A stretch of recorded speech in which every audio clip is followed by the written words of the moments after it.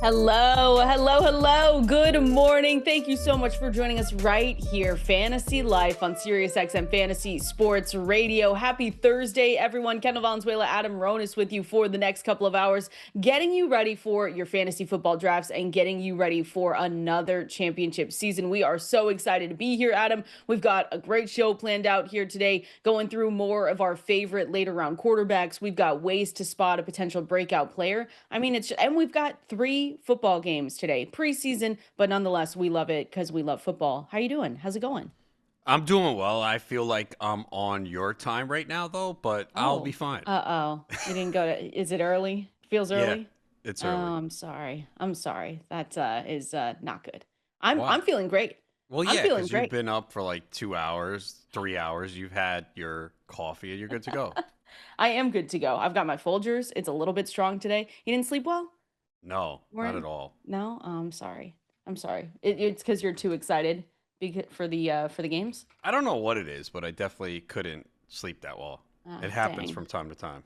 Yeah, I'm sorry. We'll figure it out. It's either a new bed or an alarm clock, right? No, an I alarm clock. An No, the alarm alarm clock. clock works. I wake up No, before the I know, alarm but you clock. need one that like plays music for you and like, some sounds like rain crashing or like waves crashing. That's what you need. All right. Well, one of these days, I feel like it's going to distract me and keep me up, but It's not going to we're going to have to distract you. figure it out. It's literally not going to. It's there to like calm you so I'm you don't different, think. man. I'm different. I'm not the Uh, average person. Those things I'm don't work on different. me. You need to stop thinking about your bets in preseason football. How about that? Okay, I'll That's try. what I feel. That's what I feel like. All right, we're going into we're talking you want to talk a little preseason? Is there anything that you want to Look, I watch mean, the for one today? thing I guess we're watching tonight is Anthony Richardson, right? That's something he's going to Yeah, it's a play. big one. Yeah, so that's something that I'm watching. I don't think the Ravens are playing many starters, but Richardson in this battle for quarterback is big. So definitely keeping an eye on that.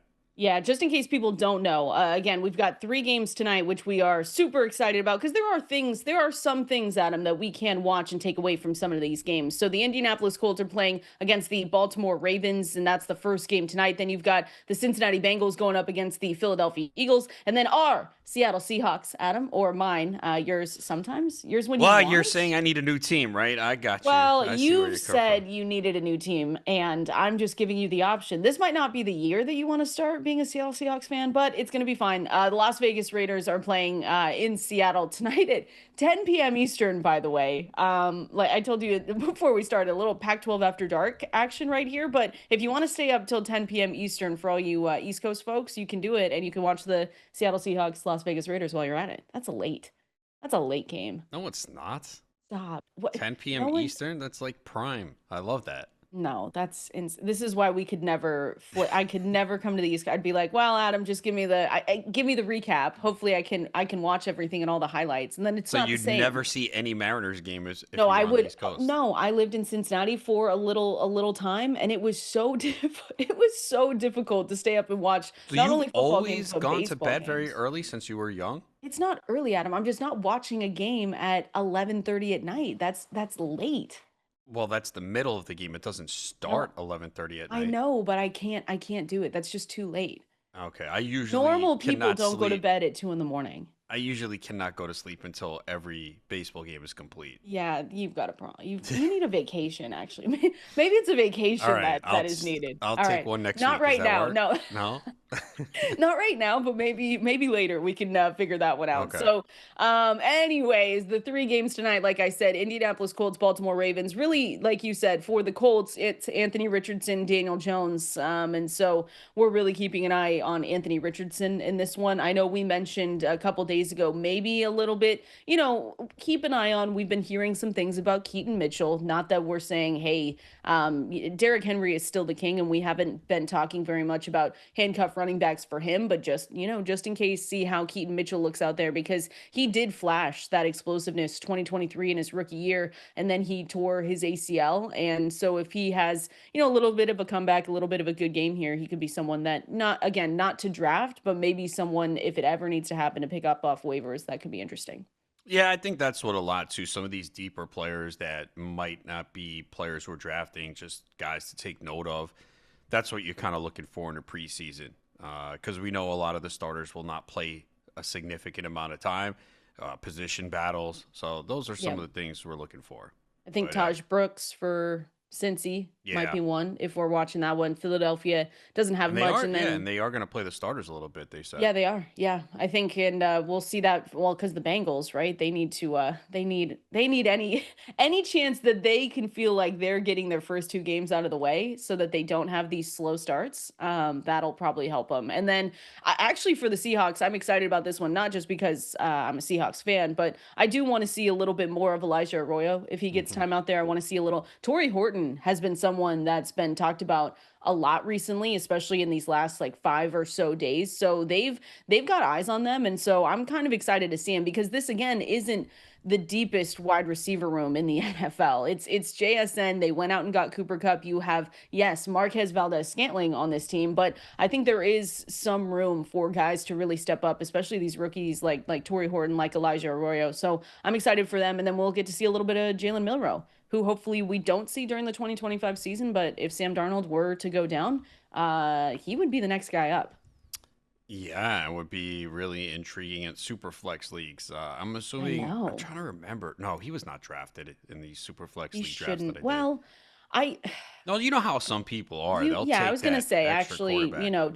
just in case. I mean, it's not a if you're in a really deep super flex format, it's not a bad idea, right? Because it takes, I mean, all it does is take one thing to happen to Sam Darnold and Jalen Milroe's in there, and he brings the red like he's the rushing upside that we always talk about. So if there was a point where we didn't see Sam Darnold for a few weeks or whatever, like he would be on waiver wire articles across the board.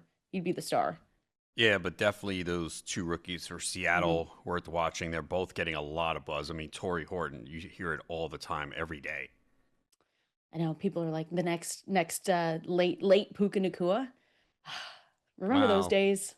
Remember it that a might be, couple years might ago? be. Yeah, that was. That Yeah, was a fun I time. was fortunate to get him in a couple leagues, and that's the one thing I do like about drafting in early August is you could get a jump start because you know this. We've already seen players rise a few rounds Yep. already. So if you're able to get those guys at that discount before the market catches up, it's always a great feeling and really can give you an excellent fantasy team. So Yeah. there's the other side where everyone's like, "Oh, I want to draft as close to the start of the season as possible due to injuries," and that's fine too. But if you are going to play in 10 to 12 leagues, then you want to get some drafts spread out. And I do notice that some of the drafts that I do in early August, those teams turned out to be the best. So definitely excited about that. And yeah, I got a draft on Monday, a Beat Adam Ronis League Oh, in the nice. FFWC. So if you want to come play Hey, against me, wait. Yeah. yeah, Circa Nice. Online Championship there. So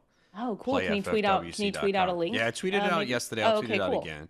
But yeah, so Can I join? bring it. Yeah, you I can want to. join. I want to beat Adam Ronis You in fantasy can't. football. I mean, I do it all the time in guillotine leagues Yeah, anyway, so it okay. doesn't. Please. I I lasted don't longer than remember. you last year in guillotine. I don't think that's. I I don't think did by that's a few correct. weeks. I didn't win the league, but I lasted longer. We have to do that again. We should do that this week too, because I've been saying that we should get a guillotine league going, and tweet it out so people can join us here. See how long. See if And I can beat wait, you again. were you What? in that one? Nando put together. There was only like 8 of us. Were you in that one? Yeah. I won Yes. that one. Did you? Yeah, I was supposed to Huh. get something. Nando gave me nothing, of course. Send him a message. What? He's Yeah. that kind of commissioner. He's like, I'll pay you later. I'll get you breakfast. Say you want your Oh yeah, I want prize. breakfast at 3 p.m. Eastern. Yes, say that's That'll what you annoy have to him. do. You have to take me to brunch. Oh, he would hate that. That would be a good one. But yeah, like you said, Adam, this is the time. I know it's just preseason, but sometimes these guys flash and you want to keep an eye on them because, like you said, if you're drafting, around this time, it gives you such a distinct advantage over other people, especially when they hit and you're halfway through the season and looking at this guy like a Puka Nakua a couple years ago, and you say, wow, this is someone I did not necessarily expect to explode in that way, but they carry you to championships, and that's the fun part of we're gonna have a segment of just like how to maybe identify potential breakout players, but that's why it's important, and we'll give you all the recap tomorrow morning once we see all these games. But like I said, you got three tonight. Maybe keep an eye on them. Stay up if you can. 10 p.m. Eastern. Might not be. No, it'll be me. 10, 9, 8. Yeah, I'll be up. I'll watch Yeah, something. that's See how- 7 by you. You're not going to be up at 7 p.m.? Come on. I'll be up. It's like, we'll see what time it ends, but I'm kidding. I'll watch it. I'm gonna watch it for sure. A couple pieces of news updates that we like to do here at the top of the hour for the show. Make sure that you're getting all the news and notes from training camp here. James Cook did not practice again for a third day. Just kind of wanted to bring that one up and remind people that, James Cook has been calling it a business decision. He didn't practice on Monday. The team was off Tuesday, and then yesterday he did not practice again, because he is trying to get, a new contract here at him. This is a situation where if he goes out in training camp, he kind of knows if he gets hurt, then there's no situation where he's going to get any kind of extension. Doesn't help that, we just saw Kyren Williams get his extension. I guess we can compare players, but they're just a little bit different in terms of usage on their teams. Kyren is a year younger than James Cook, but nonetheless, he wants more money. He was very vocal about it in the offseason, saying I think he said he wanted 15 million per year, which puts him in a big category of like Christian McCaffrey, Saquon Barkley, Derrick Henry money. I feel like at the end of the day, Adam, we're going to see him get closer to Kyren Williams than those guys, but are you at all worried? And we can open this up to, not only James Cook, but we've got Terry McLaurin also sitting out, just waiting for a contract. Terry McLaurin actually was one that asked for a trade if something didn't get done. Are you worried about these two guys specifically? Because, they're veterans. They've been here before. They don't need to really create chemistry in training camp, but they are missing out on, quality time in training camp to make sure their bodies are, all the way up to being NFL ready. Are you worried at all about either of them? You're always worried a little bit because of the potential injuries missing a significant portion of camp, but there are also players that I have not been drafting. I mean, we talk about Cook a lot. I love the player. I mean, he is dynamic. He's a really talented running back, but I just hate the way Buffalo utilizes him. He's just not on the field enough. And it's a problem. People you can just look at last year's stats and be like, well, he did this only on 207 carries, but that's not going to likely repeat. And it's really the touchdowns that we have talked about a lot this entire offseason when it comes to James Cook. I mean, 16 rushing touchdowns, 2 receiving. He had 4 total rushing touchdowns his first 2 years. Mhm. So you can't expect that again. And even in camp, he was saying he wanted to be involved more on third downs. And when he was on the field practicing, nothing changed from what they did last year. So that's the biggest problem for Cook. If he somehow gets the 260 carries and he's involved more in the passing game, then he'll look like a bargain. But Yeah. if it remains the same, you can't bank on those touchdowns again. And again, 207 carries. That is so low. That is the Alvin Kamara area. But the Yeah. reason why Kamara was good all those years, he had like 81 catches every year. We're not getting that from Cook. So, hey, maybe he gets lucky again and he does score those touchdowns. It's certainly possible. But when you're doing projections and trying to look at the outlook on these things, the likelihood is you cannot bank on 18 total touchdowns again. So if that comes down and the volume doesn't go up, we got a problem here. I mean, 32 receptions last year. Yeah. 32. That's just not good for a third round running back. And I think that's why they look like Cook's role, if we compare it to Kyren Williams or just in general when they're looking at trying to find a number, because you and I are always team pay players. So don't think that we're sitting here saying that James Cook does not deserve to get paid, because he does. But the Bills haven't used and really aren't projected to use James Cook in that 3-down role over the next couple of seasons when he does eventually, hopefully, get this extension. And we haven't seen that. I mean, so when you're looking at it and comparing it to Kyren Williams and James Cook, which I've seen a lot of people do just for the money talk. I mean, Williams, like I said, almost a year younger. And I think that, overall the workload for Williams in that Rams offense is way heavier than what the Bills have asked James Cook to do. So you look at James Cook, like you said, with potential regression as well. It was the attempts inside the 5-yard line. I mean, it was night and day, 15% compared to 48% in 2024. He had 15 attempts inside the 5-yard line in 2024. His total over the previous 2 seasons was 5. So it's just one of those things, and like you said, maybe we are sitting here in October, November, and they just say, you know what, we want to get to a Super Bowl. We are going to run it through James Cook, and he continues to have this kind of, this kind of role. I would be surprised just like you. So he's almost a near lock for regression. Doesn't mean he's not going to walk away still as a really good running back. But just in the range that he's going, looking at his ADP too, it's tough to click draft. He's actually the least expensive on Underdog right now at pick 45. He's going pick 35 on ESPN, 34 on Sleeper. He's going at pick 26 on CBS. Yeah, So that's crazy. And that's it's people just too looking early. at the stats from last year. That's what you're Yes. doing. You're like, oh, wow, James Cook's here. He had a huge year last year. Now, look, Josh, it's not like Josh Allen took away from him because Allen still had 12 rushing touchdowns. He had 15 2 years ago. The real change came in Buffalo in the way they deploy their offense, right? Because look Mhm. at the pass attempts for Josh Allen the last 3 years: 567, 579, 483. That's a significant drop. So there is a possibility that, hey, they remain a run heavy team and Cook does get these goal line carries and converts again. And maybe he does. But when you're looking at the math, and the likelihood is if he's going to remain in that 210 carry area and 35 receptions, the likelihood those touchdowns are coming down. And maybe he scores 10 rushing touchdowns, maybe Yeah. 12, because this offense is that good and they have been very successful at running the football, but you don't want to bank on that. He took 40, just to put it all, like, wrap it up with a bow. He took 48% of the team snaps last Yeah, season. And crazy. Under 50%.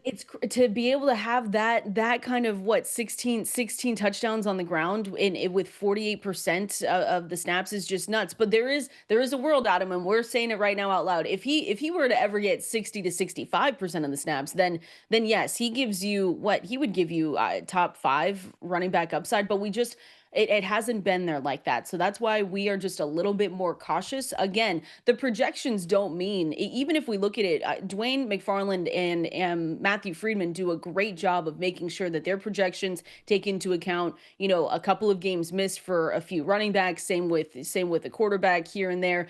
So the projections don't mean that he's going to overall be bad and be outside the top 20, because that's not what it is. But you have to realize that the price you're getting him, we have James Cook projected for an RB 15 finish with Right, which is 8 touchdowns, fine. which is Okay. good. And look, here's the point. So last year, right, everyone would say that was a really good year for James Cook, despite the lack of touches. 18 total touchdowns. In PPR formats at running back, he was 10th in points per game. Hmm. Okay? So the 15th is reasonable. And look, if you feel that's good enough, you're happy with that in that third round, take him. I don't think it is. I think there are other running backs that in that area that could finish higher. And again, I'm just worried that when the touchdowns drop a little bit, and if we don't see an increase in his snaps, his usage, his involvement in the passing game, that you're drafting him a little bit over the cost.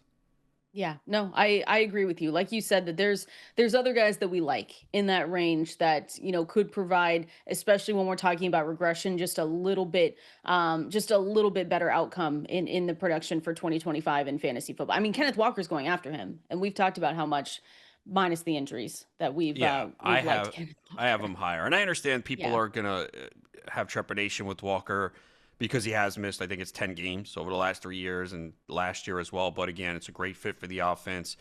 And he is back on the practice field. He had, a few days where it's a little foot issue. So, look, I'd rather see that and people go, yeah, that's it. Because, as soon as people saw that, they're like, Oh yeah. here we go again. Kenneth Walker, no, I'm out. And I I'm was like, basically me. I was like, oh, nah, should I just draft more Charbonnet? it's a buying opportunity. Let him slip. Let him slip. Yeah. James Cook, last one, and then we'll continue on here. James Cook, Chuba Hubbard. Who would you go with straight up? I believe offhand, I have Hubbard one spot higher. I think I do too That as and well. this is I really like James Cook the player. That's the problem, Mhm. that I really want to draft him, but when I look at the way the team utilizes him, it's really tough. But needs to get paid. Hopefully, we see him back out there sooner rather than later. But again, is going on a third day of not being out there. We have to keep an eye on him, keep an eye on Terry McLaurin as well, and just be cautious when you're drafting and make sure you have that in the back of your mind as well. We're going to continue on, Adam, because like I said, we always want to try and find those standout breakout players for our fantasy football teams. We've got strategies to help steer you in the right direction when you're on the clock of how to make those picks. We're going to do that coming up next. Should we just ask for comments? People that just send you messages of ways that you can go to bed? Yeah, that might be helpful. I'll probably get You some do need crazy serious help. suggestions. But if they work, what time did you go to bed last night? 3? You said you like it Last was night, let's you said it was see. bad. No, the last night was not bad because Oh. I'm trying to remember. Did I watch anything? No, I didn't. After Oh, baseball, okay. I tried to go to bed, but it Didn't probably work. took a while. Yeah. Hey, Shrinking comes back October. When? October 16th. Oh, I I saw like the that trailer show. drop. I know. Yeah. Shout out. Hashtag not an ad, but we love watching Yeah, you put Shrinking. me onto that. I'll give you It's a credit. really good show. It's so You gave me good. like 100 shows. That was the first one that was good. Okay. Okay. Anyways, this has been so fun. I'm having such a great time. No, I'm just kidding. You It's a also good gave me show the White though. Lotus. That was very I was good. gonna say, yeah, Apple TV, HBO. You did Severance already? Yeah. Yeah, Severance was good. I was a little bit late to Severance, actually. Yes, you were. That's okay. Sometimes things take time, and that's why it took me a little while, but Severance was just as good. Sometimes things take time, Adam, when Oh, we're in here our we go. fantasy football drafts and we're looking for breakout players to draft. Look at that. Mid-season form, guys. I might pack it up. This might be the best part of the day, but No, it's we're Thursday. going. You can't leave early yet. One I'm more day packing it for up. that. Did you hear that transition? It was I so did. I good, knew it. but I knew it right away. I it was was like, I I listen, see it it. clicked right away. This is why we're here, Adam. But it does take time though. When we're talking about players where we're trying to find breakouts, first of all, nothing is an exact science when it comes down to fantasy football. We can give you all these strategies and tips, and sometimes it just doesn't work, and sometimes they just don't hit. So you and I definitely know that and realize that. But it's always good to try and get some of those breakout players. Some of those, we're talking about late round guys that can really rise up draft boards and outperform their ADP. It's so important to try and take shots on guys like that because it does make a difference, and they usually help you when they work. They usually help you at least to a championship for fantasy football. So I think, the first one that I wanted to mention and talk to you about, and one of the things that we talk about a lot is stashing those discounted running backs with upside.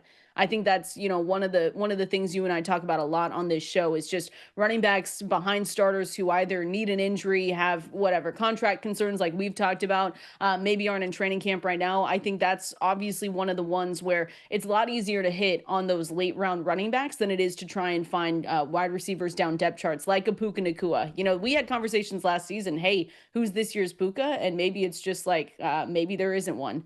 So for these later round running backs, I feel like that's one of the elements, Adam, where if we're trying to breakout player, yes, they will need an injury most of the time to really step up, but those are good guys to have on your team.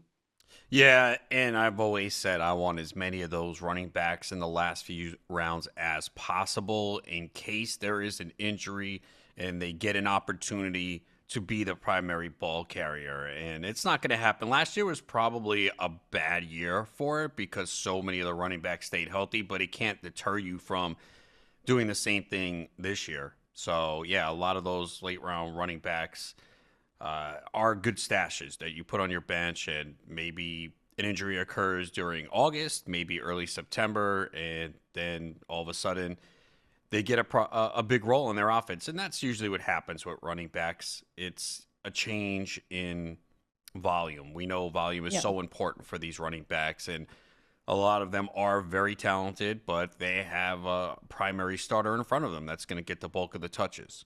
What do you think about taking more rookies? Is that something when we're talking about trying to identify breakout players? Again, not an exact science, something that we're just trying to take a swing on some of these guys and hope Adam, at the end of the day, we're hoping one of these guys hits for our team. Like the likelihood of getting two or three of them, depending on your league, is really tough. But taking more rookies, do you take that into consideration when trying to find that breakout? I just happen to be taking, it seems, more this year, but there's also Okay. a lot of rookies.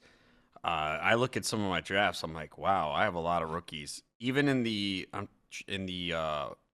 flex league draft I did over the weekend. Let's see, I have um 3, 4. I got five. That's a lot. Five of That's my a lot. 16 are rookies. So Wow. Who are yeah, they, if you don't mind? Tetairoa McMillan, Love. Emeka Egbuka, Dylan Sampson, Manungai, and Kyle Williams. Monangai and Kyle Williams, though, are perfect examples of, Kyle Williams, obviously a receiver for the Patriots, but examples of, Monangai. We just talked yesterday about Roshan Johnson and Swift. If there's a real thunder and lightning situation going on with the Bears, and they're really going to utilize those two like Gibbs and Montgomery, who again, skill set is way different, talent overall is way different. But yeah, Monangai, I just think that I like taking rookies, and you have to do it. You have to be calculated with it, right? You don't want to at the end of the day look at your team and say, wow, I've got, eight or 10 rookies on this team. Hopefully one of them hits, because again, that's going to be tough with the timeline that we usually see these rookies start to produce for fantasy football midway through the season towards the back half of the season. It can work out, but I'm with you. I mean, I think, taking rookies, we've talked about Ashton Genty, Amarian Hampton. There are some guys earlier on that are, less of a risk. Travis Hunter, now that we know, we're thinking he's going to play 80% of offensive snaps. Like, there's a reason why we go after some of these guys. Warren, Colston Loveland. There's good rookies this season, and especially at running back, for how good of a class that we heard coming into the NFL draft that this was, how deep of a running back class. It's been making me take a lot of, especially late round rookie running backs this season, more than anything else. Yeah, it's the opposite of last season. I'm looking at last Yeah. season, and there was only one rookie running back to finish in the top 20 in PPR formats at points per game, and it was Bucky Irving. Yeah. And it really happened more from like week 8, week 7 on. No, like week 9, 10. So it took a while because Rashad White was there, and it was kind of a split. But we knew coming in this year, just all these running backs, and some of them are not going to be the primary ball carrier early on, but a lot of them could emerge as the season goes along. And, like a guy like Jaden Blue, right? Like, remember Yeah. the report, the He's bull lazy. crap report 2 weeks ago? Like, come on. I didn't move him at all. No. It was a coach who wasn't there for a while, and now you're hearing positive things. And he might not start because he's a smaller back, but I think he's going to be heavily involved in the offense. So guys like that you're getting, even though he's moving up, though, that's the He problem. He's is. moving up now. Which is kind of, I like it, because I always looked at his price and was like, okay, I'm just someone, though, and we're going to talk about Javonte Williams. Like, I'm just someone that was like, okay, Javonte. Jaden Blue wasn't the guy that I thought they were going to go out and get. Let's just say that. I thought it was going to be a way earlier running back. We all thought But that for like 2 years in a row. it's just something that happens out. But he's going pick 167 on ESPN. He's going higher 144 though on in sharper CBS. He's draft going rooms. 129, which Okay, feels yeah. feels right. 128 on Yahoo, 136 on Sleeper. Wow, yeah, ESPN. Maybe I need to FFPC do a league on ESPN. FFPC 129. Yeah, I think that's what I'm thinking we need to do, is because we'll have to. That's what I'm telling you, though. When you do that, you have to scroll down the ADP list, because you'll find your guys way Like, later. if you listen to this show, this channel, and you're on fantasylife.com and you play on ESPN, there's no excuse. You better dominate You're and win that winning. championship. Send us your screenshots, because that's why we get all the screenshots of people saying, here, how's my draft, and they're from ESPN, and we're like, can we be you, please? We love this draft. It's amazing. But yeah, ESPN, again, we use that ADP tool at fantasylife.com. That's what we're talking about right here. So you can go and check out the ADP differences of every single player for fantasy football. While you're there, use that code SXM20, gets you 20% off any Fantasy Life Plus tier 1 or tier 2 subscription.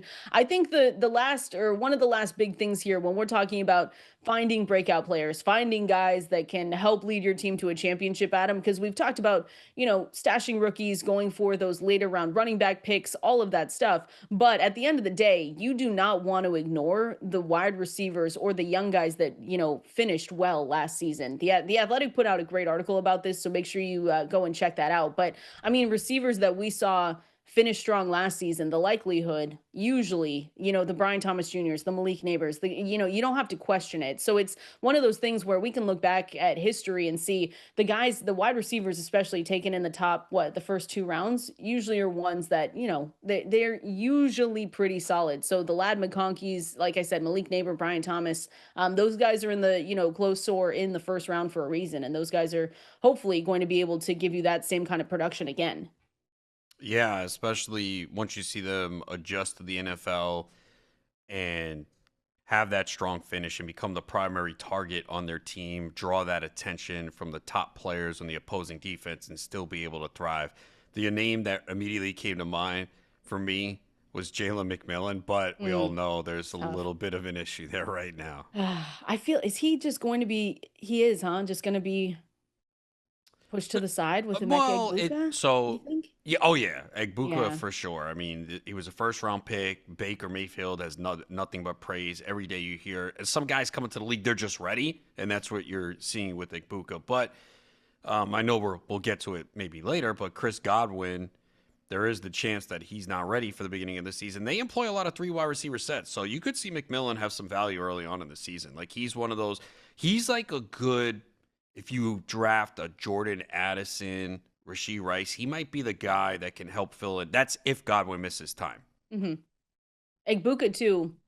He was one where I think it was a couple weeks ago we were talking about him, and I looked and I said I don't have enough because it wasn't the thing where I just said oh I don't believe in Emeka Egbuka. It was just one of those crowded wide receiver rooms, and then we kept getting news that there's not a good timeline for Chris Godwin. Chris Godwin had the extra offseason surgery to kind of clean up his injury. It was all these things that came together, and I looked around and I said, okay, I need more Emeka Egbuka right now. And he's been climbing up draft boards ever since. He goes pick 75 on Underdog, FFPC, he's pick 104. And again, it could be someone, like we say, you have to wait sometimes for these guys, and it's not going to happen right away. And you have to exercise some patience. Emeka Egbuka is one, though, where if you have, if you draft him, he should not be, even though it's really difficult and maybe you have good guys on your bench, it's not going to be a situation where we say, oh, yeah, it's time to drop Emeka Egbuka. It just feels like he's could be different this season going into it.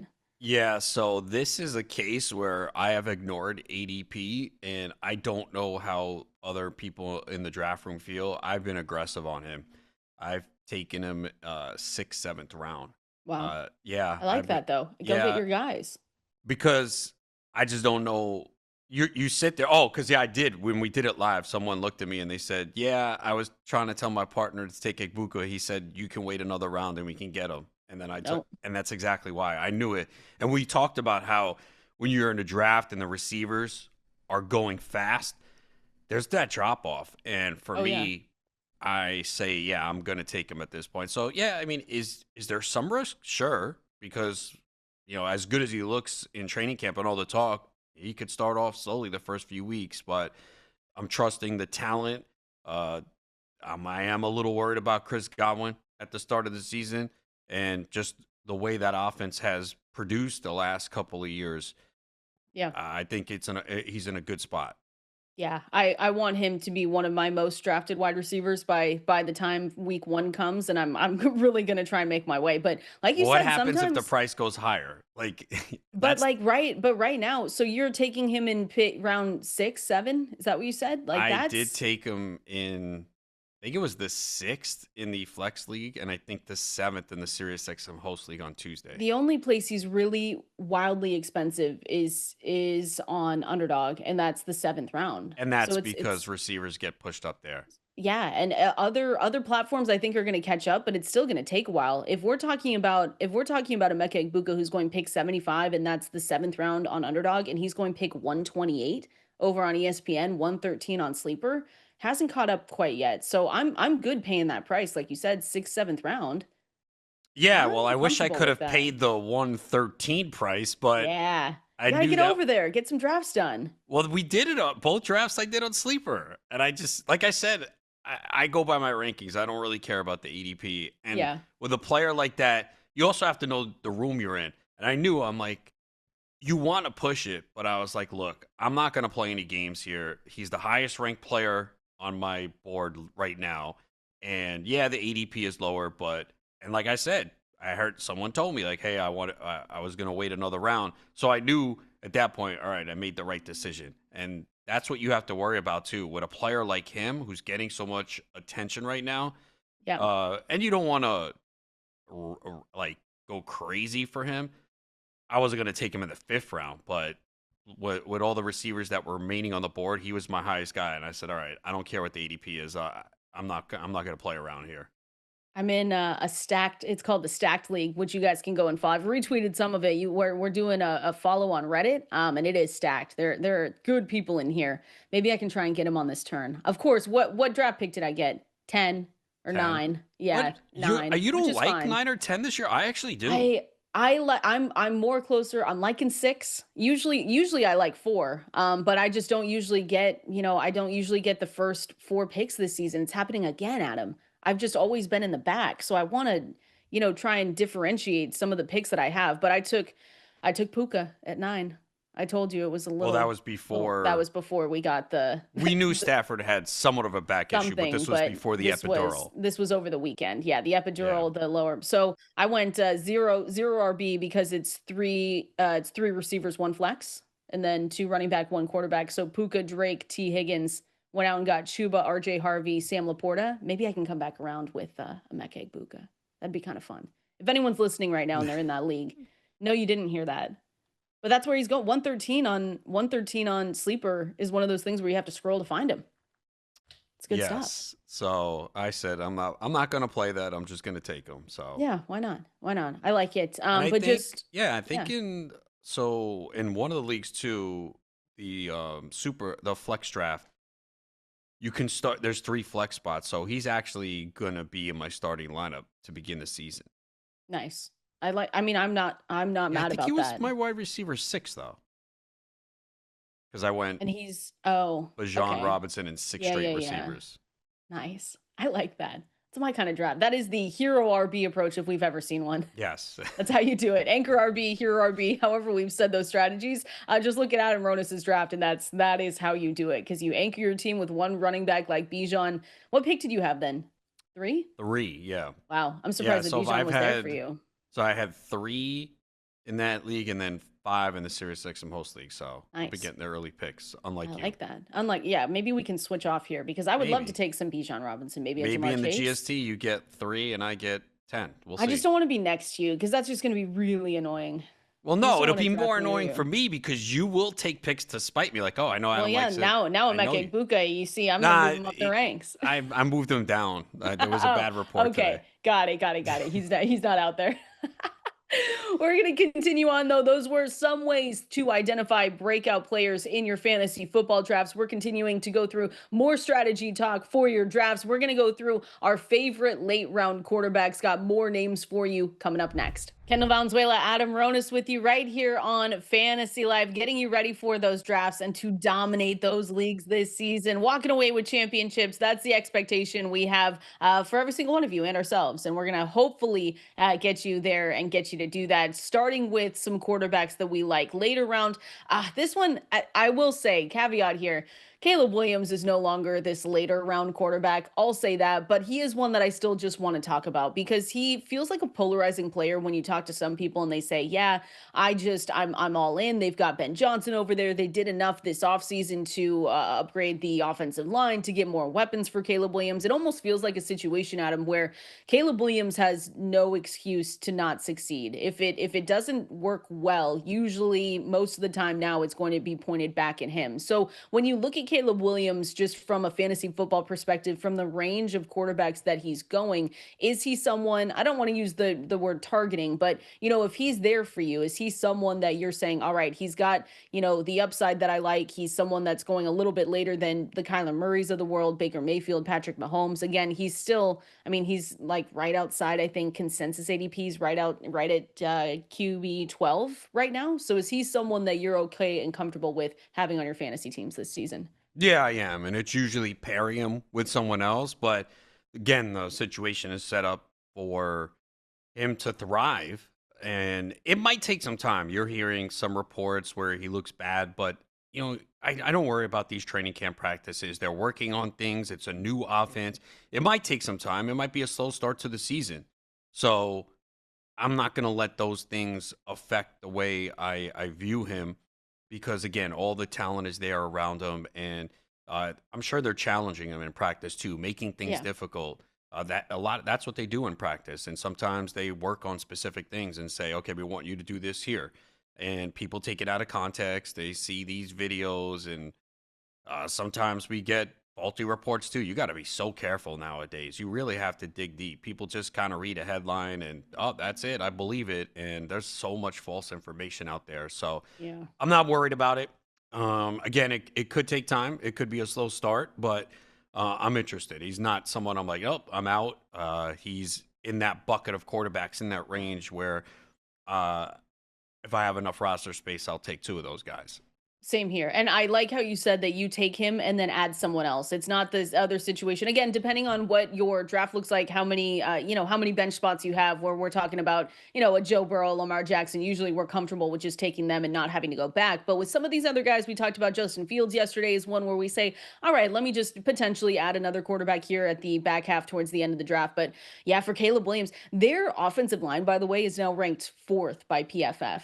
I mean, the upgrades that they had this season, with not only the offensive line, but they added Colston Loveland, they added Luther Burden to this offense. We're hoping that we see a little bit of an improvement from DJ Moore, from Roma Dunze. Again, the coaching's improved, the offensive line's improved, all of the weapons have improved for Caleb Williams. So it almost feels right, Adam, to just assume that Caleb Williams going into 2025 would be someone that would also improve, especially for fantasy football. Our floor ceiling projection models, floor is 14.9 fantasy points per game at fantasylife.com. The ceiling is 23.4 points per game. So you look through the rankings and he has high end QB1 upside for the 2025 season. So I'm right there with you in thinking that I'm going to be okay having Caleb waiting and also getting Caleb Williams on a good amount of my fantasy squads. We've got one more quarterback, though, that I want to talk about that has definitely been polarizing, split people right in half, right down the middle, saying, yes, I'm going to draft him. No, absolutely not. Are you crazy? We're going to give you that name. And if we are going to draft this later round quarterback, coming up next. Talking through more quarterbacks that we're looking at drafting, maybe later round quarterbacks. We talked last about Caleb Williams, how we are very comfortable taking Caleb Williams in the spot that he's going because of the upgrades. Another team, Adam, that we're looking at that had a ton of upgrades this offseason that feels like puts Trevor Lawrence in a great situation is the Jacksonville Jaguars, because we saw last season Brian Thomas Jr. what he was able to do with the road, with the quarterbacks that he had to play with. You go out and get Travis Hunter with the third pick in the NFL draft. We've heard from, Cohen himself, head coach Liam Cohen, to say that yeah, he's going to play maybe 80% of the snaps on offense. I mean, that's kind of a big thing to say for us, where we've been kind of waiting to see what the split's going to look like between Travis Hunter on offense and defense. But Trevor Lawrence right now is in the prime age. He last season was disappointing, went down with an injury. So we're kind of hoping that he's able to give us the 2022-2023 version of himself, right? 2022, he averaged 242 passing yards. 2023, he averaged 251, and it was 17.1 rushing yards, 21 rushing yards. So we know what he can do with his legs. He's got the weapons through the air. Not even mentioning like Brenton Strange, and we'll talk about their running backs here. It looks like that could be more of a rotation, but for Trevor Lawrence, this is a season where it feels like this is pivotal for him, because we want to see him succeed, and he hasn't really lived up to those, top quarterback expectations that we had for him. What are your not only expectations, but are you comfortable in drafts taking him as your quarterback? I am comfortable taking him as my QB2 with the potential that he does live up to the lofty expectations. We're really looking at Liam Cohen coming in and saying, look what he did for Tampa and Baker Mayfield in that offense. And you're hoping that it translates to Lawrence, who came out as a real talented quarterback out of Clemson, and people had real high hopes, and he's just not delivered. He really had that one good year. You do mention, though, he does bring something on the ground, too. Well, Yeah. we didn't see him much last year, but he was banged up even before his season got cut short. I remember there was a game he played, and we're like, how's he playing tonight? I think it was a short week. I believe it was a Thursday night game against the Saints. And we're like, how's he playing tonight? And he did, but you could see he wasn't 100%. And then wound up missing a good portion of the season to close it out. But yeah, with Brian Thomas and Travis Hunter, there are weapons there. So yeah, this is basically, you're hoping that he finally has the right coaching staff to turn him around. And like you said, it's a pivotal year. Like if he doesn't get it done this year, boy, that's a big It problem won't for be good. Jacksonville. Especially after the money they just paid him. I mean, Hmm. they're kind of usually you're locked in when you give money like that. But he has upside as a passer. He has upside, like you said, on the ground. So there are expectations there, especially for fantasy football, to potentially have the QB1 over, not overall, but QB1, fantasy season, when you're looking at it, if everything does come together. So I've tried to be a little bit ahead on Trevor Lawrence, but like you said, second quarterback is usually how we're looking at it. We're talking, super flex leagues.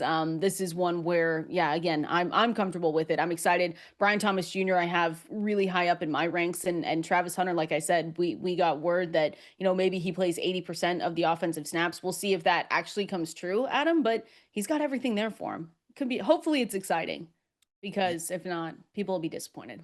Yeah, but again, I think you're generally taking him as your QB2 anyway, so I don't think a lot of people are banking on him as a starter unless you're in a 16-team league or a 14-team league. Maybe he winds up in a 12-team league for the most part based on his ADP.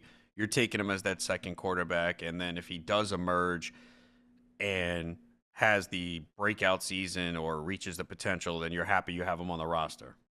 Going around pick 166 on ESPN, 147 on Sleeper. CBS is 139. So again, a late round quarterback pick that you can wait for and hopefully take as your second quarterback. We're on board. It's scary, but we're on board, Adam, with Trevor Lawrence. It's now time for the Fantasy Life Water Cooler. We're going through all the fantasy news and notes that you need to hear from training camp. We're breaking it down coming up next. It's time for the Fantasy Life Water Cooler. We're going through all the notes and news that we've seen over at all the training camps over the last couple of days, making sure that you are caught up on all of that and making sure you're going to continue to dominate your drafts. FantasyLife.com is the place to be, though. That's where we always talk about all of our tools that we're using during the show, Adam. We talked about the ADP tool. All of our projections are there. Our rankings are updated every single day. Draft Champion, if you want a mock draft simulator, and then everything that you need, not only to make sure that you're drafting very well, but in season management is just as important. And we're there to help with the utilization report and suite.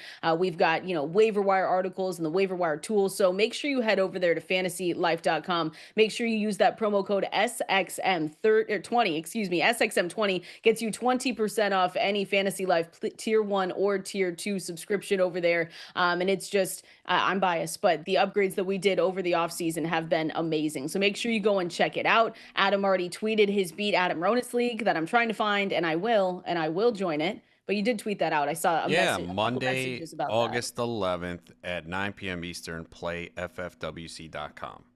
Love it. I love it. And we're, like I said, we're in the water cooler. So it's time to go through some pieces of news here that you might have missed over the last couple of days, last couple of hours. And again, we're here to take your phone calls. We are absolutely here to help you with your fantasy football draft. So make sure, or keeper questions, dynasty, whatever it is, 888-963-2682 is the phone number to call in, or you can press that new call in button on the Sirius XM app. Like I said, I got questions over there on X. So you can send us those at Valenzuela17 at Adam Ronis. If you just don't have time to call in, we will try and answer those and as many of those as we can here during the water cooler. So let's get into it, Adam. I think there was something that I did not mention at the top. We mentioned James Cook was sitting out for another practice here. We'll see if he's doing that same thing again today. We didn't go through the Keenan Allen deal with the Chargers yesterday. I kind of just wanted to recap that and see if that was something that maybe potentially moved the needle for you. So Keenan Allen was had a deal going back to the Chargers. He spent his first 11 seasons in the NFL with his career with the Chargers. So he is returning to the team.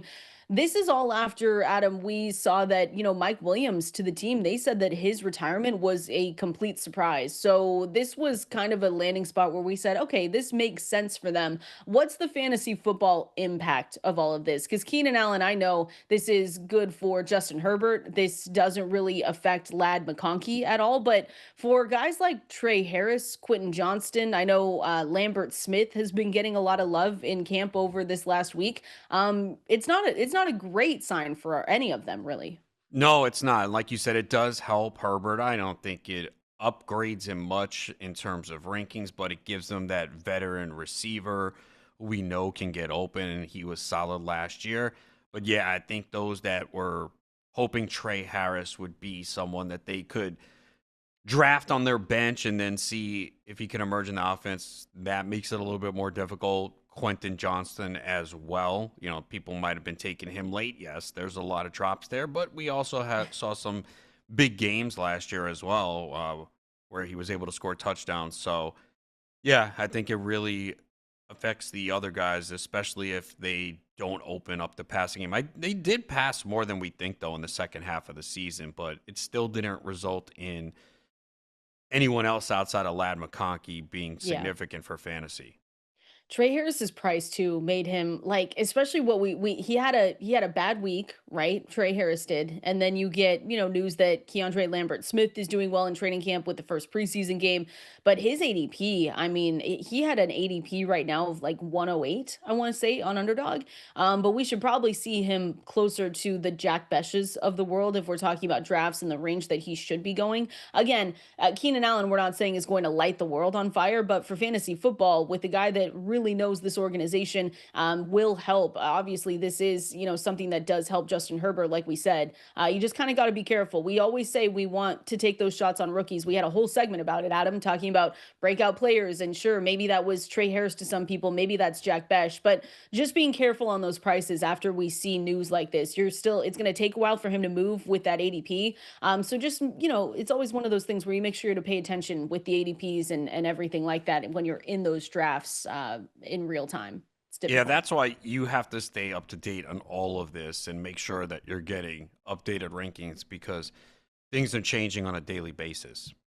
Yeah, and again, that's why we're here, Adam. We're here to Yes, give that's why we're all here. the news. I mean, just listen to us, and we'll get you right, and then you can go in those drafts and say, I don't want to take Trey Harris at this price, and yeah, you probably shouldn't. Like I said, he's going pick 111 now. He was way cheaper across other platforms. I'll give you that. FFPC, he was going pick 147. ESPN again 163, 130 on Sleeper. But just keep in mind that they do now have Keenan Allen out there. Next part of the water cooler here. Another piece of news from Dan Graziano. You mentioned Chris Godwin. I think we talked about him a couple segments ago, but Dan Graziano believes the Buccaneers think that there's a chance, quote, there's a chance Chris Godwin could miss a couple games at the start of the season. Again, Adam, we talked a lot about Emeka Egbuka and how much we like him. I said that I needed more of him a couple of weeks ago when we got the news that Godwin had to go back in, got a little bit of a cleanup for his injury, but he hasn't participated in practice yet, and he's missing a lot of early time. Again, we know that Chris Godwin is a vet. He doesn't need to get the chemistry right with Baker Mayfield because they had it. He was on pace to be a great fantasy receiver last season before going down with that ankle injury. But it is concerning when guys are coming off injuries like this to hear that maybe, not only is he going to miss maybe all of training camp, maybe he's going to miss the first few games. So I think some of that risk is baked into his price right now. But again, if you're drafting a Chris Godwin, you just have to be careful and maybe assume right now that you're taking zeros to start the season and draft around that. Draft accordingly because of that. That's important. Yeah, and that's the thing is we don't have enough information right now, and we have seen Godwin fall in drafts. Again, they paid him big money. That gave me confidence, and New England was a team that offered him more money, so it looked like they believed, yeah, he's going to be fine, but it means the start of the season, it's possible he's not there, and then Yeah. it could be a slow start. So, yeah, there's definitely concern, and it is allowing Igbuka to get a lot of time to shine, and I'm seeing it on my timeline right now. I don't like seeing this. I don't like this hype because that just I grows the know. price, and then at some point, probably going to be priced out. So again, that's why it's good to do some Take him drafts now. early, get them at a decent price, and then as they go too high, you have to pass and move on. Just remember this moment, Adam. It just, a memento maybe of you drafting a Emeka Egbuka before he Yeah, gets and too then expensive. before he hits the fourth round. To be fair, we've always loved him though. I mean, and a lot of people have always loved him because we knew he was just going to potentially be this excellent receiver in the draft. The landing spot was just not what we expected when we went into draft night this year. It was one of these things. And I feel like that for a lot of some of these pass catchers where we were really excited about these guys going in. And then you've got, Luther Bird and Colston Loveland landing on the same team. You've got Emeka Egbuka going, over to Tampa Bay where there's a lot of mouths to feed. Tyler Warren to a certain extent going to a potential quarterback that isn't really great through the air. There were all these landing spots that we weren't necessarily excited about, but when you start to hear this news, yeah, Emeka Egbuka, I'm sorry, he's going to get more expensive. Maybe we should give him a code name or something. Call him something else so Yeah, people listening can. he's definitely getting more expensive though. But someone Yes. that just tweeted at me that in RT Sports he got him in round 15. What? Right? That was my 15? response. I was like, what? Let's start a draft right now on RT Sports. That's amazing. Actually, I have done their like I think it's a 350 buy-in. I've done some of those. I know Ian and Dwayne do those a lot, Oh yeah. and they put Yeah, them we're on video. We've got the ADP for RT Sports at fantasylife.com if you want to go and check it out. Maybe Adam, we just need to start some of these other drafts. We need to differentiate, go to different platforms here. That's awesome though. Shout out to whoever got him in the 15th round. Again, if you have questions for us I about your feel ripped off. why? Because Stop. You're fine. Go to RT Sports then and do a draft and then tell us how it is. You can do that tonight. I've done those. I like theirs too. Yeah, for sure. I think their format is 2 running backs, 2 receivers, 2 flex spots. Okay, I like that. You go out there. Well, we can do it. We can do it after the show. But again, at K Valenzuela 17 at Adam Ronis over there on X. If you've got questions or you want to send us, we love seeing screenshots of your team. So make sure you send those our way. 888-963-2682 is the phone number to call in. We are here and ready to answer any questions that you have coming up. More from the water cooler though, just more little pieces of news here, Adam, that I want to make sure we get to. Sean McDermott said the team believes Kahlil Shakir with his ankle injury will be ready for week 1.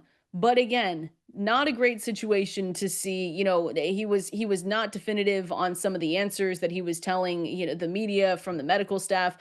So that's just not great news from Kahlil Shakir making his way back from it was the high ankle sprain. So I've asked you this before because they went out and paid Kahlil Shakir. This has been a team though that not necessarily great when we look at, fantasy wide receivers. You're not getting someone that's finishing inside the top 10 and someone that we absolutely need to have on our teams. But with this news, does this move Keon Coleman up for you at all? Do you think that he not only is a potential bounce back, but because of maybe a Kahlil Shakir injury early in the offseason that he could get a little bit more? Probably not. Again, Shakir, maybe he's ready week 1, maybe it's week 2. But the whole thing for me is unless this offense changes and becomes more, not, I don't want to say pass heavy, but skews their balance. We talked about how much they ran the football last year and how Josh Allen's pass attempts dropped to below 500. If that doesn't change, I really don't see any of the Bills pass catchers being consistent where you can rely on. Like, again, Shakir in a PPR league has a decent floor every week, but 4 touchdowns last year in 15 games. Not a big red zone guy. Keon Coleman, a lot of it was deep passes last year. Does he become a better route runner to command more targets? You got Dalton Kincaid, who I do see today is dealing with an ankle issue. They're taping him up. Oh So, my gosh. yeah, It's Kincaid, disappointing. it's He always can't something with catch a Kincaid, break. unfortunately. He just, Yeah, it is. health was a big I'll factor for him I last guess I'll year. take him out of our do you think he bounces back segment Well, coming no, you don't need to take him out yet, but maybe. that's the problem with the Bills. And then you got Palmer, they brought in Elijah Moore. Like it just feels like they're gonna do the same thing as last year. So that's why it's difficult for me to buy any of these pass catching targets. It probably would have been Kincaid because he's cheaper than last year. You're getting him as a second tight end for the most part. Yeah. If you draft 2 tight ends, and I don't always like in the Sirius XM host league draft, I drafted 1. My tight end's Trey McBride. I'm not taking a backup there with 16 roster spots. Not going to do it. McBride's my guy every week. When his bye week comes up, I'll find a Go to the replacement. waiver. Yep. But if I'm in a league with 20 roster spots, I don't mind taking Kincaid as my second tight end because there's a lot of talent and ability there. But it is frustrating. We've already seen him miss a couple days due to the knee issue, and he didn't have surgery on it. And then today, I was just reading that again. They were looking at his ankle. They're taping it up. He might be going back out Not there. good. Okay. Well, something to keep an eye on. I think the word trust is really hard with the Buffalo Bills when we talk about receivers for fantasy, right? It's not a standout must start fantasy wide receiver every single week. Like you said, Kahlil Shakir was that guy last season, but even then, wide receiver 37 in PPR points per game, got the 4-year, $53 million extension, but he had it was a team high 100 targets. And so Yeah, it's one of 100. team high 100 targets. That's compared to other guys. And it's always, to me, Adam, when I look at the Bills, it's always so funny to talk like that because this is a team with Josh Allen as their quarterback. And yet we're sitting here saying there's not necessarily someone that we can trust week in and week out, or someone that is this superstar wide receiver that just gets fed the football and has more than 100 targets. So a little bit difficult. And I agree with you. Keon Coleman, I've taken here and there just in case he is someone that comes back from, it was the wrist injury last season that really his performance really fell off towards the halfway point back half of the season. So maybe we see a little bit more from him. But like you said, it'll be hard depending on what your format is. It's going to be hard to be like, yeah, I feel comfortable starting, Keon Coleman week in and week out. It'll probably be a little bit of spike weeks there to start the year. But again, we'll have to just wait on Kahlil Shakir. Hope he's good to go for the start of the season. But the team does believe he will be ready for week one. So just keep that in mind again when you are drafting going into this week. Let's go to the phone lines now. Adam, we always say we are here to help, and we absolutely are. Make sure you're calling in 888-963-2682, or you can press that new call in button on the Sirius XM app. Let's go over to Dave in Rhode Island. Dave, what do you got for us? Hey guys, I'm in a keeper league, 12-team, full-point PPR. I'm keeping Etienne in the 11th round, and then I'm torn between Chase Brown in the 9th or Ladd McConkey in the 7th. All right. I like that. First of all, shout out to Etienne in the 11th. That's fantastic. Adam, Chase Brown in the 9th, Ladd McConkey in the 7th. Brown, we've talked about a lot before, just because, we expect him to have a big role. Zach Moss, not that I thought he was going to take anything away, but now out of the picture fully after they released him, where would you go? That is a tough one. I like both. It is a good one. Chase Brown on the 9th is phenomenal. He's another guy that's rising. You're seeing him go late round 2, early round 3. I have seen him in some high stakes formats go early second round, as again, drafters a little bit more aggressive there. I probably would go McConkey. All that praise for Chase Brown, and you say McConkey? Well, McConkey usually goes earlier. So, yes. and 7th round still a good value. He's a second round pick. Pretty much every draft you're getting him in the second round. So I'd go him. I think you have a better chance to get Chase Brown if you're that high on him. Yeah. But if he says, hey, I want to go Chase Brown, I wouldn't argue with it. It's that close. Yeah, this is a really good one. I actually, funny enough, would also say Ladd McConkey, but only because I'm looking at you have a good solid running back in Etienne right now. So if you're comfortable with it, it is close, but Ladd McConkey in the 7th is a really, really nice value. And we've talked about, him even with Keenan Allen there. We talked about that right at the top of the water cooler. Even though Keenan Allen's back, and that does help Justin Herbert, that doesn't really affect Ladd McConkey. And we've talked about receivers believing in them after they've shown us who they are the previous year. So I like that one a lot. That's a good problem to have, Adam. I wish we were more like Dave, or we had problems like that. Yeah, it is a nice problem to have. You just hope that you solve the problem correctly. Well, yes. If you don't, call us back. We'll say, yes, we'll help you on the waiver wire.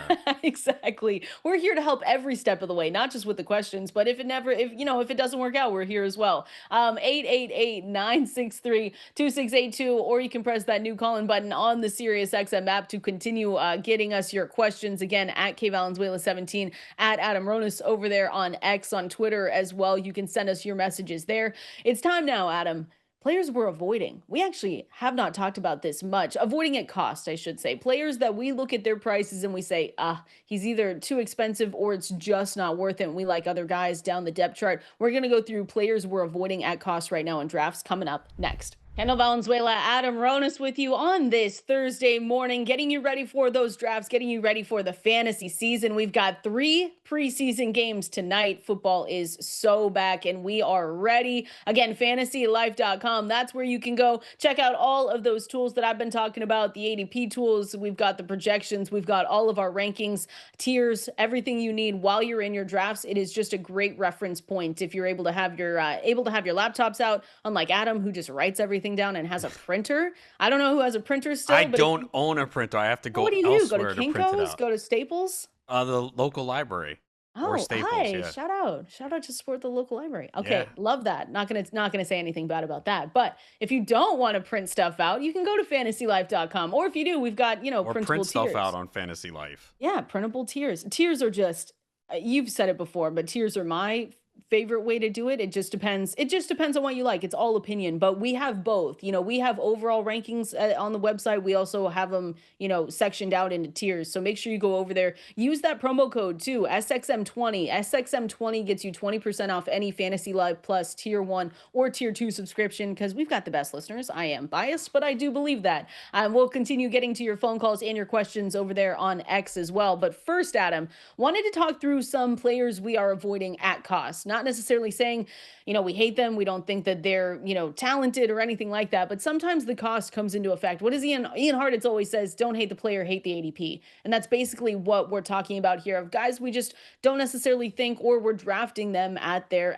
ceiling. And that's important to kind of realize. One that I wrote down because I know both of us are on the same page with Zay Flowers. And so curious if he's in this box for you of guys like just at cost that you're kind of skipping over. But Zay Flowers, his ADP right now isn't necessarily awful, but it's the overall thoughts on this Baltimore Ravens team, right, Adam? Where last season Lamar Jackson had what 40 touchdowns and 41 touchdowns, excuse me, and Zay Flowers wasn't really. I mean, he's finished as the wide receiver 31 and 32 in fantasy points per game. So it hasn't necessarily been where here's a Lamar Jackson season that was otherworldly, and Zay Flowers is kind of still back there. So he's in one of mine, just avoiding at cost. I like other receivers going around his range right now.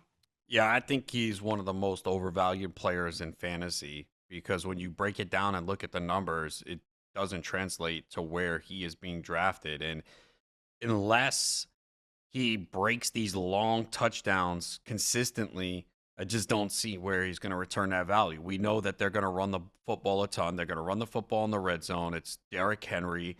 And then if they do throw in the red zone, it's usually Mark Andrews, the bigger body tight end there. So I've said it, yeah. If Lamar Jackson had a career year and the best we get from Zay Flowers in points per game in PPR formats is 35, what are we expecting from him this year? So he just goes often higher than a lot of receivers that I like better. So I just don't see Flowers being able to be top 20 at the position. And I think that's what you're hoping for when you're drafting in that range, get someone that has the potential to finish top 10, top 15, maybe top 20, where we've seen that he's probably in that around 30th. And again, that's fine if he's your fourth receiver, but I want something better. And you just look at last year and just there are games where the Ravens just dominate and he's barely involved. He had games of 5, 2, 4, 7.4, 5.1. It's just not enough. And he had, 2 games over 20 points in PPR format. So he's a really good player from a NFL perspective, but from fantasy, it's just not there. So he's got a bigger name in fantasy because I'm always surprised. I'm like, how does he keep going here? But I like he's it. always a name. Well, he's, the wide receiver 1 on this team. So yeah, that's but probably it's the same thing with the Bills, though, right? That's what's crazy. You have the Ravens and the Bills who have these elite quarterbacks who are usually the first 2 off the board, and then you look at the weapons, and it's like, especially the Bills, right? We have no Bills receiver going in the top 40. Even their tight end is not even top 10 anymore. Last year he was top 5. So, with the Ravens, though, you do have Flowers going in that 25 to 30 range. You do have Andrews as a top 6 tight end, so it's a little bit more for them. But yeah, it's just for me with Flowers in fantasy, it's not there. And it's a run first offense. We saw what happened last season with not only Lamar Jackson, but you add Derrick Henry, and it's just one of these things where Zay Flowers, again, he has the skill set. It's all there for him, but sometimes when we look at what he's able to do, he has the skill set to work downfield, but it's the ADOT that's not as good for him, and it's just some of these things that we say, you know what, I'd rather go, like you said, I'd rather go a different direction than compared to other players. Like he goes around Calvin Ridley, who I know you and I both like going into this season. He goes around Travis Hunter, Jalen Waddle. So those are all other guys that I'm like, I like this a little bit more. He's got a good profile. He's got a good profile though, but it's one of those things where it's like it's a wide receiver 3 profile and you're hoping for wide receiver 2 upside. It's never been like this, wide receiver 1 breakout. That's I don't see it in this offense. I don't see it happening. Joe Mixon. Is he on your do not draft list right now, or getting kind of close? I've seen this is one of the things, and I experienced it this week where he was falling down a draft board, and I said to myself, okay, do I want to take the chance on Joe Mixon here as my third running back in a draft where I've already gone really wide receiver heavy? I already have my two other starting running backs. He could, just sit on the bench for me and not necessarily have to start right away. We have an IR spot as well. So that also made a difference. But it's again a bad offensive line. He's coming in with an injury already, and those are the two things. Mostly the injury though that scares me with Joe Mixon, who we already saw, tailed off at the end of last season. Granted, it was a really tough playoff schedule for him, so we kind of knew in fantasy that we shouldn't rely too much on him because of the tough schedule. But for me, he's getting really close to that. I'm just not even going to draft him this year. Yeah, I have been passing on him, and I guess there comes a certain point where you go, okay, is it a value now? Is he a guy that I'm taking as a bench spot? But I'm not even to that point because there's just uncertainty with this foot injury. It's been Yep. lingering for a while. He's 29 years old. He really finished this season poorly. So yeah, I'm avoiding. I mean, I was avoiding at that RB2 price. And I didn't like to see this because anytime there's a player that you don't like and they go off the board earlier, it means a player you want gets pushed down. So I hated to see this news because I was already just passing on Mixon. But now he's really falling because it feels like everyone is in the same situation. If you have unlimited IR spots, and we did in that flex league, Yeah. it's a little bit easier to take in wherever he falls to, whether it's round 9, 10. Try to remember where he went. Yeah, he's been, I think it's like the 9th, 10th, 11th round is where he's been going. So if you have the unlimited IR spots there, it's a little bit easier to digest, but overall, no, I'm not taking him. If he returns week 3 and is great, someone else has a bargain, not me. You want to know how expensive he is? I actually was shocked when I just saw these using the ADP tool. So pick 63 on ESPN, pick 48 on Sleeper, and then on CBS, pick 44. But I mean, does that incorporate the entire offseason? Like, there's no way Yeah, he's going he's at that going point right now. now. That's Right like now. over the It's last, no, he's going as 48 on Sleeper right now. yeah, that I can't Because do that. this is consensus ADP across the board in real time. Because he's going pick 78 on Underdog. That one I know for sure. Even there, I think it's too much. I I can't agree. do it. I agree. I'm right there with you. What about someone we've talked about the Browns running backs a lot, but I'm curious. I actually don't know your answer on this one. Is Jerry Jeudy a player that is on a do not draft list? Again, Jerry Jeudy, he was just a guy and then he wasn't just a guy anymore. His range, I should say, isn't necessarily, depending on where you look, awful, right? Pick 91 on CBS, 95 ADP on Yahoo, 81 on ESPN, but maybe more because of the quarterback situation, it feels like we're really only talking about drafting Dylan Sampson out of this backfield and then David Njoku, because if it is Joe Flacco, we've seen a couple years ago the connection that he had with David Njoku. So for you with Jerry Jeudy, do not draft, or are you okay drafting him this year? I'm okay drafting him. It's really what's left on the board, but it is a risky situation because more than likely we're not going to have one quarterback this year for Cleveland. So even if Flacco starts the year, you're worried, okay, at what point do they change quarterbacks? And will it be 3 quarterbacks? And we saw when Jeudy was with Watson, it was bad. Like, he was Yeah. someone that was not usable. He wasn't even in the conversation. And then all of a sudden he became a Pro Bowl quarterback, Pro Bowl receiver. So the talent is there. It's really the quarterback play that's a big question. So I understand if people are just like, hey, I don't want to deal with it. It could be a roller coaster all season. Why would I take him as a wide receiver in the wide receiver 3 range? But Yeah. I have taken in a couple best balls. I have not done it in any redraft leagues yet. I think best ball's the easiest place to take him because you don't have to worry about when to start him. It's just, And maybe draft and maybe he forget. never starts for you either. And maybe he never starts for you at all. He's on my do not draft. I haven't taken him much this season because I I just don't necessarily like him. It's just, again, it's one of the things where with the price, I've taken more Cedric Tillman. We've talked about Cedric Tillman a little bit. If I want a receiver on this offense, then I'm just saying I'll wait a little bit. Again, that's more boomer bust. I think Jerry Jeudy is boomer bust right now too, where I just say, you know what, if I'm going to take a boomer bust player, wide receiver 4 that needs things to break his way, let me go with Cedric Tillman. Yeah, I like him too late. We saw that nice 4-game stretch from him where he really produced, and it looks like he's going to be the wide receiver too. And this is an offense that is going to be passing a lot. They'll be playing from behind. Yeah, no kidding. It's probably Shador Sanders is getting the start this weekend, right? Yeah, I'm interested in that. I mean, obviously that's Yeah. going to get a lot of attention, and I'm rooting for him. He's getting a I lot of know. hate, so I'm rooting for the guy. I mean, again, I just can't imagine that this team goes in with 4 quarterbacks, but then again, it's the Browns, Yeah, or it's maybe the 5. Didn't they sign someone recently too? I don't yeah, know what's wasn't going it on. Snoop Huntley? Oh, Tyler Huntley back. Yeah. Kind of love that. I don't know what's going on. For fantasy purposes, it's probably going to be Joe Flacco to start, right? That's what we're just assuming. Yeah, that's Yeah. what it appears to be at this point. Pickett dealing with that hamstring issue. So, Yeah. yeah, that's probably what we're looking at for Cleveland. Yeah, it's okay. Sorry, Cleveland fans. I just can't. I can't. Yeah. Again, Seahawks bandwagon is open. Open for business. Adam's thinking about it. He doesn't love his Cowboys any. Well, you I love the Cowboys, I but do.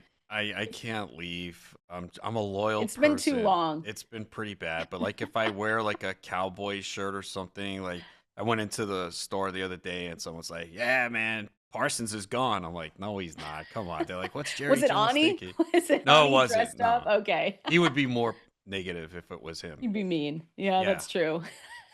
Okay.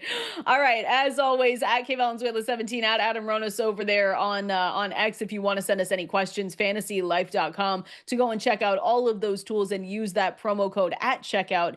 SXM20 gets you 20% off any tier 1 or tier 2 subscription.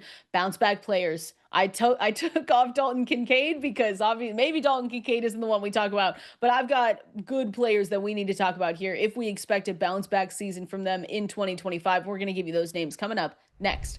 Let's be real. You're here to win a fantasy championship. And guess what? You're not going to win playing it safe. You've got to go hard. And no one understands that better than Mike's Hard Lemonade. To succeed in fantasy, you guys already know you got to take bold risks like reaching for a rookie, making that blockbuster trade, or blowing all your fab on a breakout player. And yes, your league mates might text you, they might roast you in the group chat, but legends do not play scared. They go hard, just like Mike's Hard Lemonade. So crack open a cold Mike's, kick back for a second, and remember, nobody makes lemonade like Mike's. Find Mike's nearest you at www.mikeshard.com. Mike's is hard, so is prison. Don't drive drunk. Premium malt beverages with flavors, all registered trademarks used under license by Mike's Hard Lemonade Co., Chicago, Illinois. All right, Adam, we're continuing on here going through potential bounce back players because we've been talking about, who could break out, who are our favorite late round quarterbacks to go and draft. Appreciate everyone hanging out with us right here. Kendall Valenzuela, Adam Ronis with you, Fantasy Life on Sirius XM,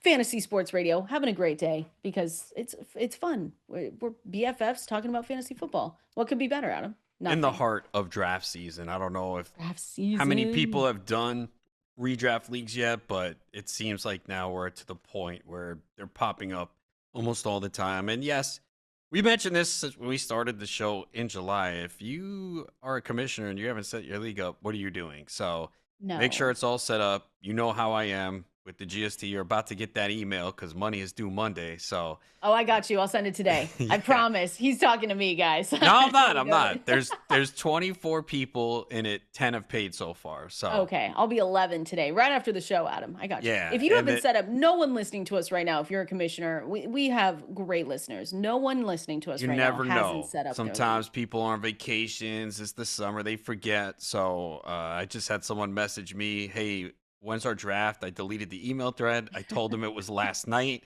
He didn't believe me. He's like, I went and I searched. I see it's August 28th. So, but yeah, as a commissioner too, the communication is important. Setting out those constant emails. And again, the biggest thing is collecting the money. I don't Yes. care if it's your friend, someone you've known 20 years. We know how this goes. Oh, well, yeah, I'm going through issues. I don't have the money. No, you want to be in the draft. You pay beforehand. That's the biggest thing as a commissioner is number one, getting all the money collected, and then number two, hoping everyone shows up to the draft. But hey, if they paid and they Hey, don't show up, that's on them. listen, not your fault. Not your fault at all. So make sure you are, yeah, sending those league mates those messages, getting your draft set up because we are right in the thick of it for draft season, and we are so excited to be here. Finally, Adam. So potential bounce back players, guys that just did not have good seasons in 2024. What are our expectations for them going into this year, and are they worth it to take a chance on? I do actually. We mentioned Jaden Blue earlier in the show. I want to talk about Javonte Williams because really we talk about trying to figure out backfields. We've talked a lot about the Jacksonville Jaguars. Is this going to be a three-headed monster? Is this going to be a committee that we just do not want to touch? When we're talking about three guys in a backfield, usually we're like, okay, if we can hit on one and make it be the right one, and they really do excel and come out for fantasy football and produce, that's a huge difference maker on your team already. So between I'll say Javonte Williams here because we're talking about bounce backs and he just did not have a good season. We haven't really pre-injury and post-injury have been two very different Javonte Williams, unfortunately. He goes over now, leaves the Denver Broncos, goes over to the Dallas Cowboys where they take a rookie running back, but it's way later than we expected in Jaden Blue. So is there a potential here for not only a workload that we like with Javonte Williams and the Cowboys, but just an overall sense of, trust with Williams that maybe he gets back to, the guy that we saw a few years ago rather than the guy from 2024? Yeah, I would be surprised. I just don't see it. I mean, that's something you do want to see in training camp or preseason if he does get the opportunity to play. How does he look? Because it just wasn't what we had seen before that knee injury. And before that, I think there were high expectations. So he has shown the ability to catch the football, but you are hearing, Jaden Blue getting some positive reports. And, he's the guy I prefer, especially since you can get him Yeah. usually rounds later.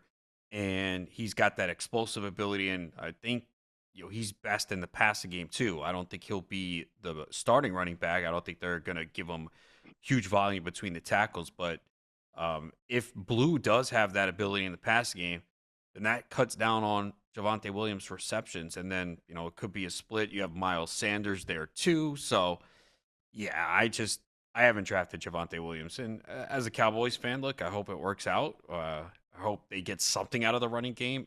It doesn't look like it at this point. So I don't see a bounce back with Javonte Williams.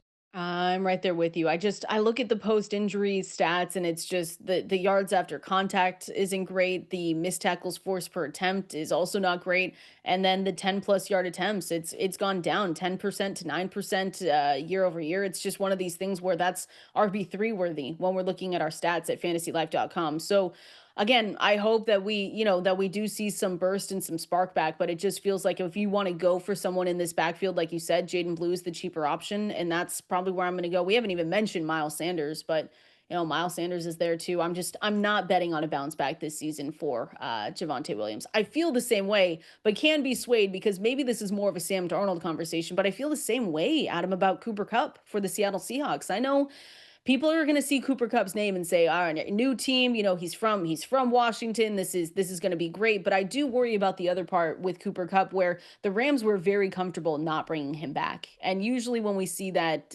with that organization more specifically, it's kind of like okay, what do they know? It's the same thing when Mike Tomlin, lets guys walk. There's a good track record, good history of him, letting those receivers go before something gets a little bit weird. So for Cooper Kupp, I mean, he was the top player in 2021, but we've seen him struggle to stay on the field. He's missed 18 games over the past 3 years. And I'm just not necessarily believing that even in this new offense with Clint Kubiak kind of offense and Sam Darnold there, I'm just not believing that he's going to have this great effective bounce back season that you're going to want on your teams. Yeah, and he is extremely discounted, obviously, but for good reason. And I do agree, especially with that point about the Rams. The Rams were trying to trade him last year, Yes. like around the trade deadline. And then Puka Nacua came back. They started to do really well. And they said, all right, we'll just run with this. But we saw down the stretch, he was invisible. He could not get open. And I'm sure injuries were a factor, but they always have been with him. And now all of a sudden, he's 31 years old, right? Yeah. Is it going to get better? I mean, he played 12 games last year, 12 and 23, 9 and 2022. So he's missed a good amount of games the last 3 years. Now you're going to a new team that is likely going to be run heavy. So, yeah, I just don't see it. Again, you're not paying much for him. Yeah. People might see the name value, but I'm not doing it. I just feel in that range I can get someone that potentially has a higher ceiling, and I don't think we're going to get burned on that. The No, I health don't the either. health is a major Pretty factor, and again, going to a new team, and the Rams were pretty quick to say, "Yeah, we don't want you." he's like not as cheap as I thought he would Wait, be, isn't he to be like totally. wide receiver 45 Yeah, range? yeah, I Yeah, get, yeah. So, but he's going 89, pick 89 on Sleeper.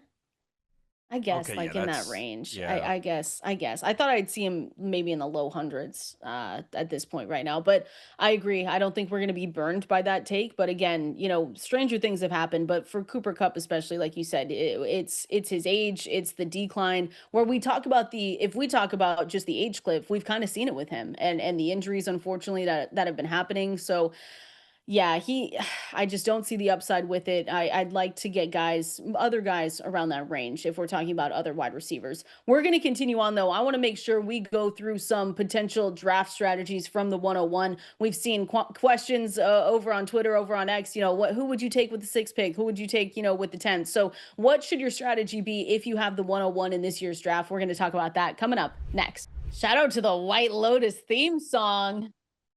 Great show, by the way. Kendall Valenzuela, Adam Ronis with you right here. Fantasy Life on Sirius XM Fantasy Sports Radio. Make sure you stick around, though. You've got RotoWire Fantasy Sports today with Mario Puig and Nick Whalen coming up next. We're talking through strategies for drafting from the 101. Adam, sometimes it can be fun. Sometimes people prefer it. I do not. It makes me nervous, and I just feel sometimes like I just have to play catch up because you're not in the middle of things. If there's a quarterback run, a running back run, whatever it is, you're kind of at the mercy of what the draft board gives you, but that's okay. You can still win obviously from that spot. It's in years past, you get your first pick obviously, but not right now. It's Jamar Chase, it's Saquon Barkley, maybe a Bijan Robinson up there. For most, I think though, Adam, it is Jamar Chase. In years past, it's always been, who's been the best running back? Let's take him again at the 101. But we're not seeing that with Saquon Barkley this season.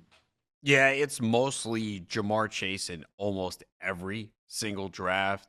You might see occasionally Robinson or even Barkley go, though Barkley we've kind of seen fall in some drafts. So it's pretty much Chase, and then you have to figure out how you're going to build your roster, and it all comes down to what your starting lineup is. But I find from the 101, I really don't like what's on the 2-3 turn. I've No. said this before, like I feel a lot of those receivers that you're drafting, some of the ones that go late in round 3, early round 4, they're similar. There's not a big gap. So it comes down to basically your personal preference there. And if you're looking at running backs, Bucky Irving, I don't think makes it there anymore. He's getting a lot of hype. Chase Brown is not making it there anymore. But again, it all depends on the platform and where you're drafting. Yeah. Those are just the leaks that I've experienced that I know for if you're playing on ESPN, Yahoo, it could be different. So yeah, it's important to look at that platform, EDP, and again, that's why that tool that we have on fantasylife.com is important. And also that doing those mock drafts there with the Oh yeah. draft champion, which I did one and wrote it up last week. Mine was from the 12. So kind of wrote Nice. it up, and you could get that done in minutes too. And you could set your league parameters. You could put in the league scoring. So, and even pick your draft pick. So it is useful and helps you experiment to see because best ball drafts are a little bit different than what your redraft leagues is. And, those ADPs and underdog are going to be way different because, again, receivers get pushed up there. But generally at that one spot, I would like to get a running back on the 2-3 turn, but it all depends who's there. Like if Chase Brown's there, easy. Josh Then Jacobs. Jacobs, no, I really don't want to go there. Jonathan. I feel like Jonathan Taylor's going to be gone by then if He we're talking usually about is gone. he's If he's gone. there, I'd be open to that. Maybe this is one of those things where, though, where if you're at the 101, I mean, Trey McBride's probably going to be available to you on that 2-3 turn. Sometimes Brock Bowers is. So the flex league draft that we did over the weekend, Brock Bowers actually went 212. Interesting. But usually It's you're tough right. getting- Usually gone. It's tough getting your running back though in that spot. I've Yeah. only had one draft there, like from the 101, and I just decided to just go heavy receiver because, like you said, Chase Brown wasn't there. I wasn't necessarily loving Josh Jacobs at that spot, so at that point I just said, let me get my receivers. If Trey McBride was there and available for me, I would have taken him, and then I wait and kind of go more zero RB in that spot. Again, that's best ball though. Would you be so it's different. aggressive if you wanted to go running back? Would you do Kenneth Walker or a Murray and Hampton there? I think that's too early for me. But you know they're not because making it back. they're not making it back though. So, but at the 2-3 turn, if it was there, I would do Omari and Hampton. I would do Omari and Hampton because then Kenneth Walker is still going in the 5th round on those drafts, and I know that's going to be way different when you're on ESPN, things like that. So I would reach for him if it was the 4th, but if it's the 3rd and I want a running back, I feel kind of I feel okay doing it with Omari and Hampton. Walker went 3-5 in my flex draft over the weekend. Wow. Yeah. That's what I'm saying. It's going to be different across. I would be aggressive with Amari and Hampton. I'd be aggressive with Kenneth Walker. I don't think there's a reason, in my opinion, it's reflected in my rankings. I don't think he should be going after James Cook. I just don't. Yeah, I don't either. And Hampton is already moved up to the 3rd round, and the longer we see Harris stay out, he'll keep moving up. Exactly. It's no longer a secret. Not that he was ever a secret. Everyone knew him, but now you're being more aggressive about it. I love draft season. You tweeted out your link for the Beat Adam Ronis League, so people can find that fantasy. Yes. You're at Adam Ronis at Valenzuela 17. FantasyLife.com though, Adam. Like you said, mock draft simulators there. All of our tools, all of our expert analysis. Use SXM20 for 20% off. We'll see you same time tomorrow.